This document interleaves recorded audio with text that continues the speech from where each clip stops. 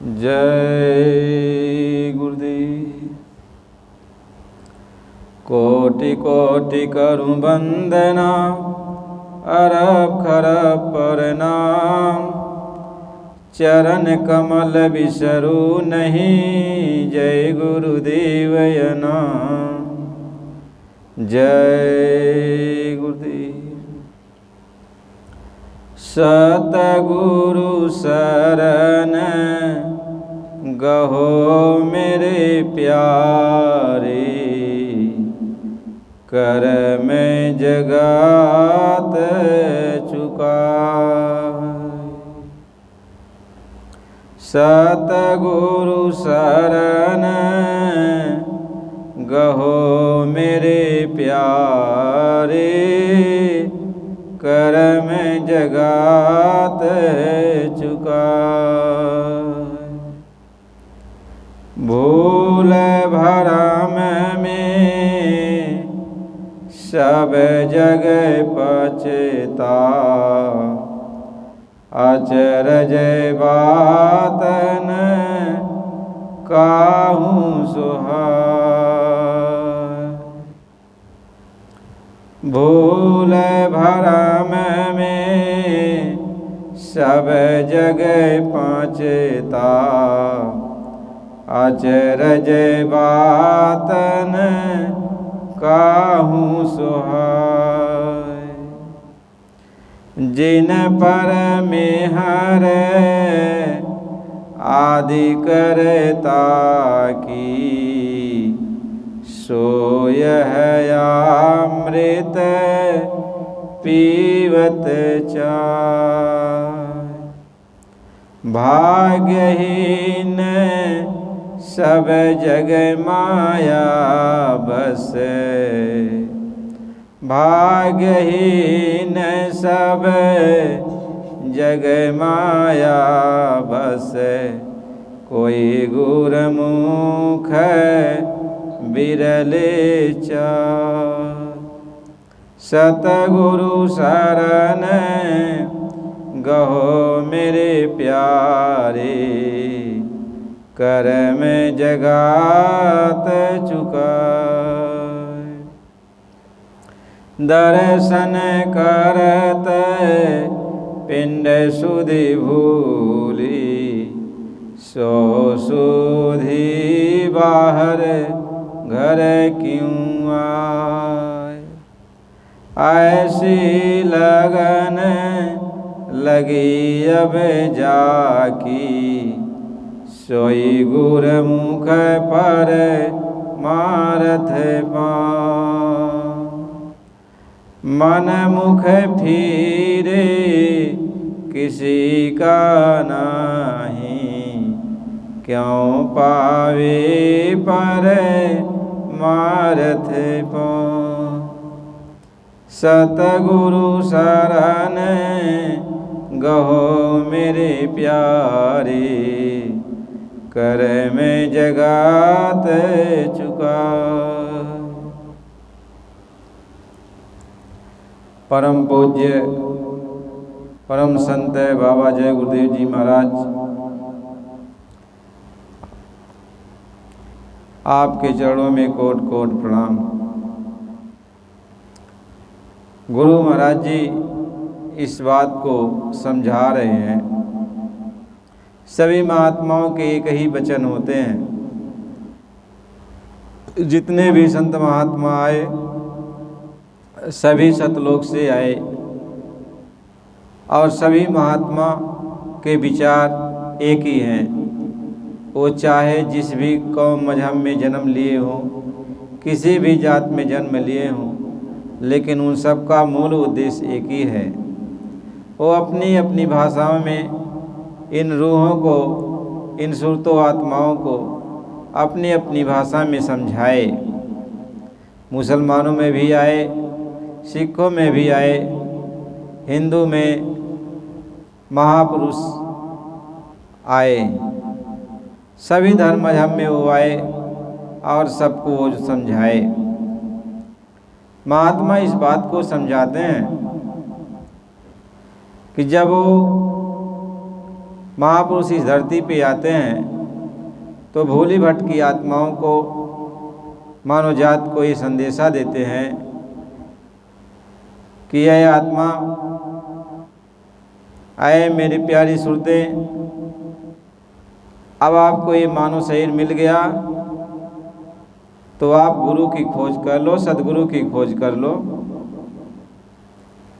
और सदगुरु के शरण में जाकर अपनी आत्मा का कल्याण करा लो। क्योंकि सदगुरु एक ऐसे हैं जो आपको कर्म बंधन से आज़ाद दिला सकते हैं।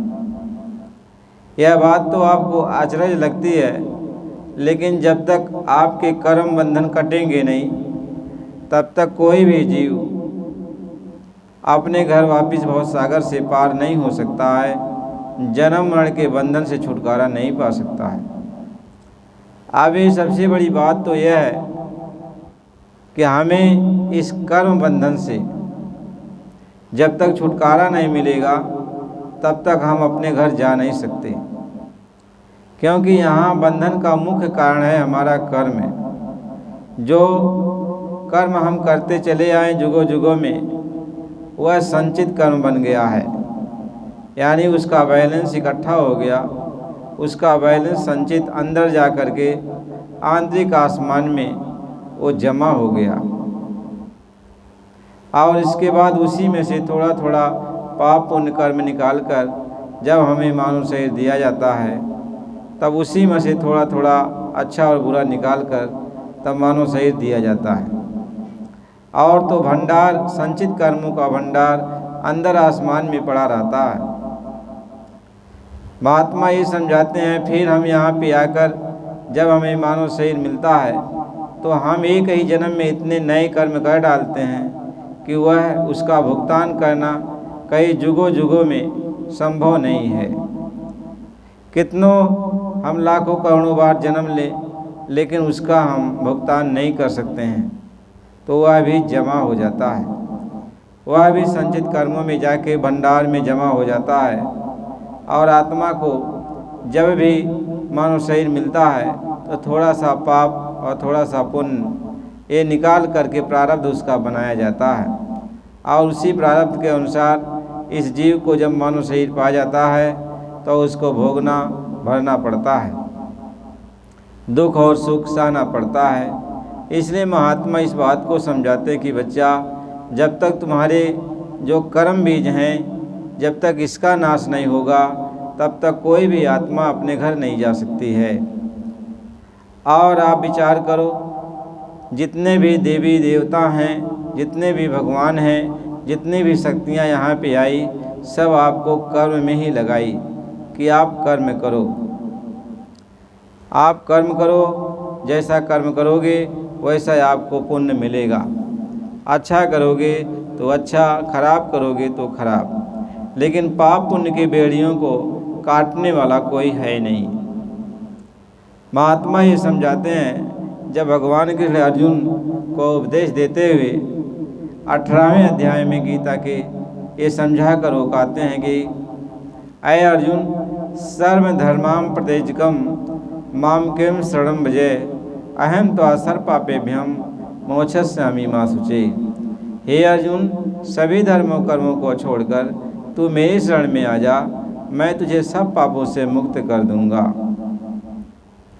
यानी जितने भी आप कर्म करते हो, इन कर्मों से अलग हो जाओ। यानी कर्म आप धर्म के अनुसार ही तो करोगे, आपका जो धर्म है उसी के अनुसार आप कर्म करोगे। जैसे मुसलमानों भाइयों का वो अपना धर्म बनाए हैं, हिंदू भाई अपना धर्म बनाए हैं, सिख भाई अपना धर्म बनाए हैं, ईसाई भाई अपना धर्म बनाए हैं। यानी जितने भी मजहब के लोग हैं सब अपने अपने धर्म को बनाए हैं और अपने अपने धर्म के अनुसार लोग पूजा पाठ इबादत जप तप ये करते रहते हैं। वही वो बात समझा रहे हैं कि यदि सारे धर्मों कर्मों को तुम छोड़ दे तो मेरी शरण में मेरी शरण में आ जा, तब मैं तुझे सब पापों से मुक्त कर दूंगा। महात्मा ये समझाते हैं, अब वो जो ये बात कह रहे हैं वो गुरु स्वरूप में कह रहे हैं, क्योंकि गीता के प्रथम अध्याय में जब अर्जुन उनको गुरु स्वीकार करता है तब वो गीता का उपदेश देते हैं। इसलिए बिना गुरु के ज्ञान हो नहीं सकता। कहें गुरु बिना ज्ञान नहीं और गुरु बिना ध्यान नहीं। गुरु के बिना कोई ज्ञान नहीं हो सकता है। जब गुरु मिलेंगे तभी पापों से निकलने का, पाप पुण्य कर्मों से निकलने का वो जो है मार्ग आपको बताएंगे।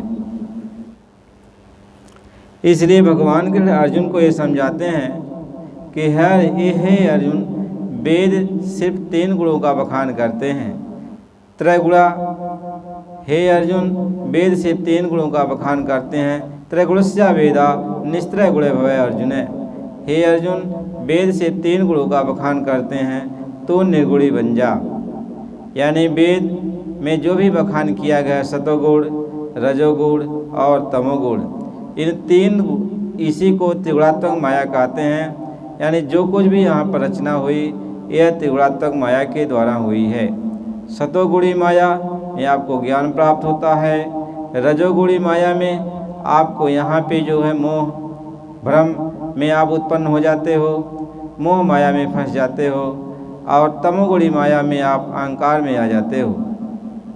महात्मा समझाते हैं इसलिए सतोगुणी जब आता है तो आप ज्ञान प्राप्त करना चाहते हो, और रजोगुणी जब आता है तो दुनिया बसाना चाहते हो, और जब तमोगुणी आता है तो आप विनाश करना चाहते हो। महात्मा इस बात को समझाते हैं। इसलिए निस्त्रय गुणे भवे अर्जुन, यानी तुम 3 गुणों से ऊपर उठो, 3 गुणों से ऊपर उठो। भगवान कृष्ण इस बात को समझा रहे हैं। तो वही बात यहाँ पे महात्मा समझाते हैं कि यदि आपको कर्म बंधन से छुटकारा पाना है तो आपको सद्गुरु की खोज करनी पड़ेगी, जो 3 गुणों से परे है, जो निर्गुणी है, जिनके ऊपर 3 गुण नहीं लगते, जो माया के बंधन में नहीं रहता है। त्रिगुणात्मक का मतलब होता है, त्रिगुणमयी माया का मतलब होता है कि वो माया के अधीन। ये माया जितना भी बना है, कहते हैं गो गोचर जहाँ लग मन जाई, सो सब माया जानो भाई। यानी जहाँ तक हमारी दृष्टि जाती है हम देख सकते हैं, सुन सकते हैं, पहुँच सकते हैं, ये सब माया के द्वारा ही बना हुआ। ये त्रिगुणात्मक माया का संसार है। ये संसार मृत लोक, जिसको पिंड लोक कहते हैं। ये संसार अंडलोक, जिसको स्वर्ग वैकुंठ आदि लोक कहा जाता है। और इसके बाद ब्रह्मांड लोक, जो ईश्वर का लोक शुरू होता है। महात्मा ये समझाते हैं ये सारी रचना माया के द्वारा ही हुई है। कहते हैं ज्योति निरंजन 2 कला और मिल कर उत्पत्ति की। कहते ये दोनों कलाएं मिलकर के यहाँ पे जो है सृष्टि की रचना की। यही दोनों कला, कहते हैं ये 2 कला उतर कर आई और झझर दीप में आन समाई। सतपुरुष की ये 2 कलाएं जो उतर कर आए, जो जिनको श्याम श्वेत कहते, श्याम सुंदर कहते, सीताराम कहते ये 2 कला झझरी दीप में यानी सहज दल कमल में आके उतर कर बैठी। कहीं ये 2 कला उतर कर आई और झझरी दीप में आन समाई। और यहाँ बैठी त्रिलोकी रची और 5 तीन की धूम अब माची। कहते हैं यहाँ बैठकर तीनों लोक की इन्होंने रचना किया। यहाँ बैठकर तीनों लोक की रचना किया और ये तीनों लोक के मालिक कहलाए। महात्मा इस बात को समझाते हैं। अब तीनों लोक के मालिक आवे बैठे, कहीं आप निरंजन हुए नियारे और भार सृष्टि सब इन पर डारे। कहते हैं कि निरंजन भगवान अभी रचना तो करा दी, और रचना जब हो गई तो अपने अलग हो गए। उन्होंने आद्या महाशक्ति से कहा कि इसके सारे कर्ता धर्ता, इसका सब कुछ पालनहार, रचनाहार, संहारहार, यानी सब कुछ का अधिकार मैं तुझको देता हूँ और तुम अपने हिसाब से यहाँ पे रचना करते रहना। लेकिन एक बात का ध्यान रहे कि कोई भी आत्मा मेरे पास आने न पावे, कोई भी सूरत मेरे पास आने न पावे। इतना तुम ख्याल करना कि मेरा भेद न कोई पावे, कहते मेरा भेद कोई न पावे। यह उन्होंने अद्या महाशक्ति से कहा। अब अद्या महाशक्ति ही अब तीनों लोक की मालिक हैं। अब अद्या महाशक्ति हमने ब्रह्मा विष्णु महेश को पैदा करके एक से जो है ब्रह्मा जी से सृष्टि उत्पन्न कराया, विष्णु जी से सृष्टि का पालन कराया और शिव जी से सृष्टि का संहार करवाते हैं। और फिर सृष्टि यही लोग उत्पन्न करते हैं, पालन करते हैं, फिर संहार करते हैं। और सभी लोग आद्या महाशक्ति जी का ध्यान करते हैं, आदि माया का सब लोग ध्यान करते हैं। और किसी ने भी अपने पिता का दर्शन नहीं किया। कह खोज निरंजन की नहु न पाया, अविदहु ने तिने तिगोहराया। तो उनका दर्शन तो त्रिलोकीनाथ का, ईश्वर का किसी ने दर्शन नहीं पाया। केवल ब्रह्मा जी ने उनकी आवाज़ सुनी थी और उन्होंने 1 लाख श्लोक बोला और ब्रह्मा जी ने 1 लाख श्लोक लिखा। और उस 1 लाख श्लोक में 80,000 कर्मकांड लिखा, 4,000 ज्ञान कांड लिखा और 16,000 उपासना कांड की विधि को लिखा। और यही पूरी सृष्टि में प्रचार कराया। और यही यहाँ का तीनों लोक का यही सच्चा धर्म कर्म है। इसी धर्म कर्म को जो कोई करता है उसको अच्छे अच्छे लोकों की प्राप्ति होती है, अच्छे अच्छे लोकों में वो जाता है। लेकिन अब जितने भी लोग बनाए गए नीचे का, अच्छे से अच्छे लोग, यह त्रिलोकीनाथ ने जो बनाया है वह आपने से नीचे ही बनाया है। यानी ईश्वर के धाम से सब नीचे ये लोकांतर बनाए गए हैं। कहीं आदि माया की चतुराई, झूठी बाजी पिंड दिखाई। कहते हैं आदि माया ने रचना ऐसा किया कि ब्रह्मांड में भी जो रचना है, जो रचना ब्रह्मांड में हो रही है वही रचना अंडे लोक में भी हो रही है और वही रचना पिंडी लोक में हो रही है। यानी जो ब्रह्मांड में रचना की गई उसका ही प्रतिबिंब, उसका ही नमूना ये अंडलोक में भी उसकी रचना वैसे ही की गई और उसकी ही रचना इस पिंड में भी उसी तरह से की गई। इसलिए कहते हैं जो पिंडे सोई अंडे और सोई ब्रह्मांडे। यानी पिंड में जो है वही आपको अंडे में दिखाई पड़ेगा, अंडे लोक में, और वही आपको ब्रह्मांडे लोक में दिखाई पड़ेगा।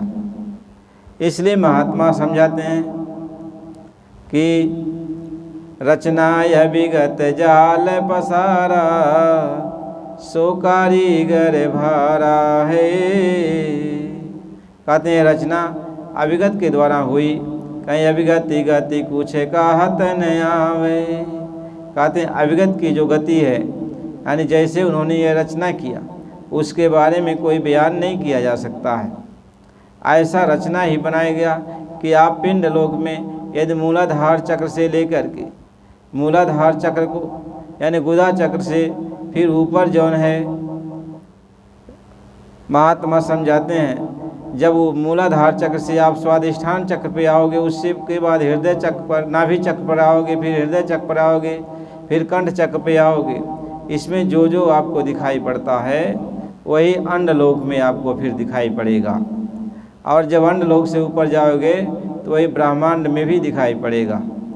महात्मा ये समझाते हैं। इसलिए जो पिंड लोक में गया, यानी मूलाधार चक्र से लेकर के जो मूलाधार चक्र से स्वादिष्ठान चक्र, फिर जो है नाभि चक्र, फिर हृदय चक्र और फिर जो है कंठ चक्र, यहाँ तक जो साधना किया तो इसमें वो पांचों देवता का दर्शन किया, वही पांचों देवता का उन्होंने बयान किया।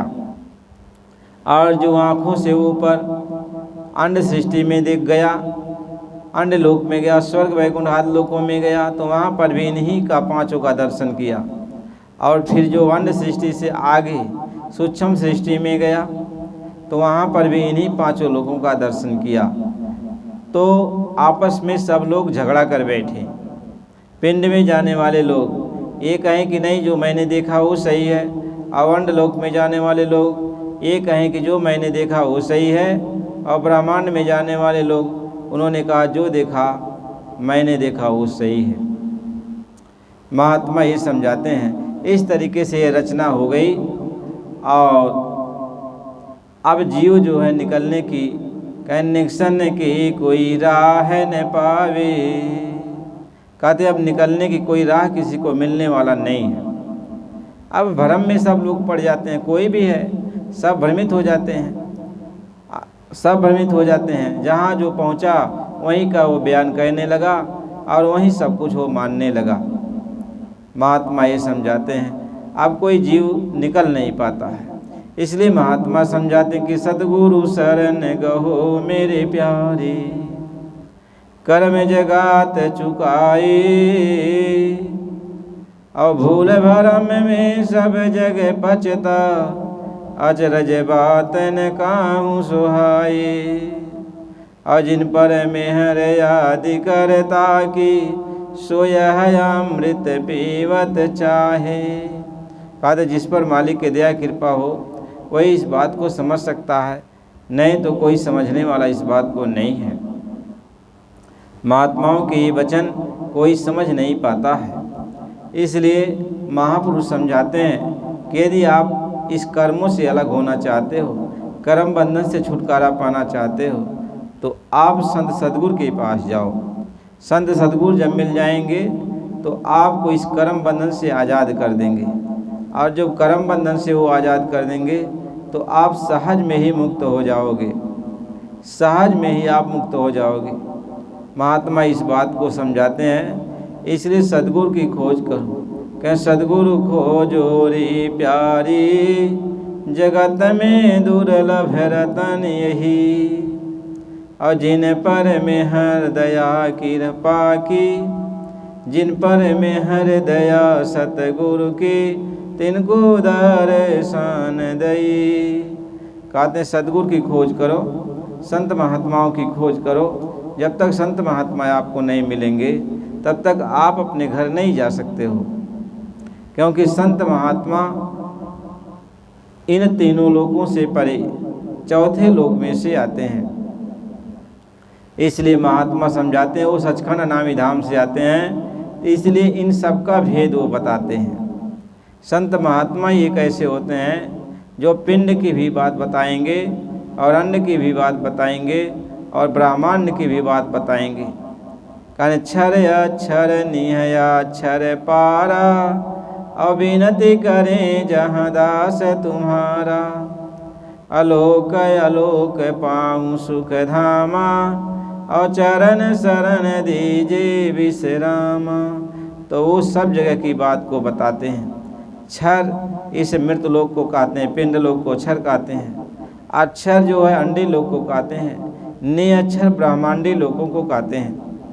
महात्मा ये समझाते हैं अब हमको आपको जाना कहाँ है कि निअक्षर के पार, क्षर अक्षर निहयाक्षर पारा, अविनति करें जहाँ दास तुम्हारा, अलोक अलोक पाऊँ सुख धामा, और चरण शरण दीजे विश्रामा। कहते हैं लोक अलोक यानी इस लोक को भी दिखाया और जो नहीं दिखने वाला लोक था उसको भी दिखाया, उसको अलोक कहते हैं। सब जगह गुरु ने सबको दिखाया, समझाया, हर भूल भरम को दूर किया।